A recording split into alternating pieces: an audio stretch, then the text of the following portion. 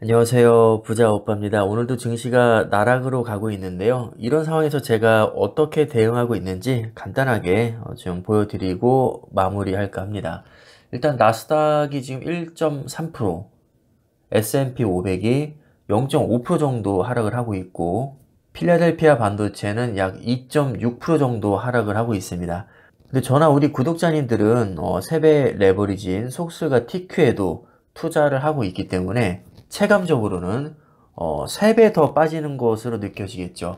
그러니까 반도체 지수는 거의 8% 빠진다고 보면 되고 이제 나스닥 100 같은 경우는 4% 정도 빠진다고 보면 되겠죠. 실제로 지금 그 정도 빠지고 있습니다. 그리고 한동안 잘 버텨주던 엔비디아조차도 지금 5% 넘게 빠지면서 좀 무너지고 있는 모습을 보여주고 있습니다. 물론 그래도 800달러이긴 합니다.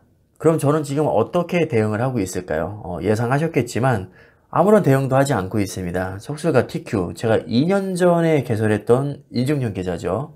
400%가 넘었던 속술은 지금 212%까지 굉장히 많이 떨어졌고 거의 뭐 200% 가까이 찍었던 TQ 계좌는 135%. 역시 아주 많이 수익률이 내려왔습니다. 그럼 이렇게 생각하실 수 있을 겁니다. 아니 400% 찍었을 때 다 팔았어야지. 미련하게 존버해가지고 수익률 다 까먹은 거 아니야? 아니죠. 그 반대로 생각을 해야 됩니다. 애초에 존버를 했기 때문에 400%를 찍을 수 있었던 거고요. 400%를 찍어놨기 때문에 지금 하락장에서 잘 버틸 수 있는 겁니다. 애초에 4848을 했다면 400%를 찍을 수 없었을 것이고 쥐꼬리만큼 먹고 익절했을 것이기 때문에 살짝만 하락장을 만나도 음전이 됐을 겁니다. 음전이 되는 순간 심리적으로 불안해지기 때문에 추가 하락이 두려워 시장을 떠날 가능성이 높아지고요. 시장을 떠나는 기간이 길어질수록 대세 상승장을 놓칠 가능성도 당연히 올라가겠죠.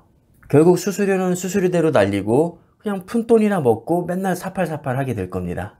제가 계좌를 여러 개 운영하고 있는데 또 다른 계좌를 보니까 이제 속설이 음전이 됐더라고요. 그래서 추매를 시작했습니다. 아직 바닥을 알 수 없기 때문에 무리하지 않고 5주만 일단 매수를 했습니다.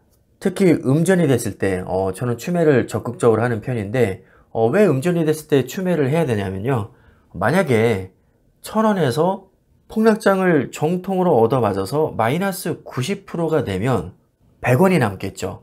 그럼 100원에서 다시 원금을 회복하려면 무려 10배가 올라야 됩니다. 10배. 말이 10배지. 이거 거의 뭐 900%, 1000% 수익을 내야 되는 거잖아요. 아무리 고수라도 이 정도 수익을 내는 것은 너무나도 어려운 일입니다. 그래서 웬만해서는 마이너스 90%까지 가게 놔두면 안 되는 겁니다. 이미 마이너스 90%까지 간 이상 사실 이거는 거의 망했다고 보는 게 맞거든요. 자, 하지만 추매를 내가 해줘서 마이너스 50%까지만 방어를 해주면 2배만 올라도 원금이 회복됩니다. 퍼센티지로 따지면 100%밖에 안 되는 거죠. 100%. 자, 물론 100% 수익 내는 것도 어렵지만 솔직히 해볼만 하거든요. 넘사까지는 아닙니다. 100% 수익 이 정도는 충분히 낼 수 있습니다. 그럼 마이너스 90%와 마이너스 50%를 결정짓는 요인이 뭘까요? 바로 추매 여부입니다. 90%까지 빠지는 동안 추매를 전혀 하지 않고 그냥 쳐다만 보고 있었다면 사실상 망한 것과 다름이 없습니다. 하지만 내가 추매를 과감하게 들어가서 마이너스 50%까지만 방어를 해주면 훨씬 더 수월하게 원금을 회복할 수 있다는 거죠. 얼핏 보기에는 마이너스 90%나 마이너스 50%나 똑같이 망한 것 같지만 원금 회복까지 10배가 올라야 되느냐 2배만 오르면 되느냐 이 문제로 이제 바뀌기 때문에 이 관점에서 보면 굉장히 큰 차이를 보이게 되는 겁니다. 특히 속설 같은 세배 레버리지는 레버리지 중에서도 변동성이 매우 큰 편에 속하기 때문에 하락장에서 추매를 하지 않으면 정말 순식간에 나락으로 갈 수 있습니다. TQQQ와 차원이 다르거든요. 그래서 고배율 레버리지일수록 같은 배율이라도 이제 변동성 자체가 큰 종목일수록 그러니까 뭐 TQ보다는 속설이 훨씬 더 변동성이 크니까 현금 보유 중요성이 훨씬 더 크다고 할 수 있습니다. 그래서 특히 속설에 투자하시는 분들 이건 3배 레버리지에다가 심지어 100% 반도체 기업으로만 구성되어 있죠. 종목 수도 30개밖에 안 됩니다. 변동성이 너무나도 클 수밖에 없는 종목이라는 거죠. 그런데 이런 종목에 투자하면서 풀대출 받아서 고점에서 몰빵한 후에 추매 없이 폭락장을 정통으로 얻어맞는다? 정말 과장이 아니라 이것은 마치 빙판길에서 브레이크 고장난 자동차에 썸머 타이어 끼고 시속 180km로 달리는 것과 마찬가지입니다. 당연히 사고가 날 수밖에 없지 않을까요?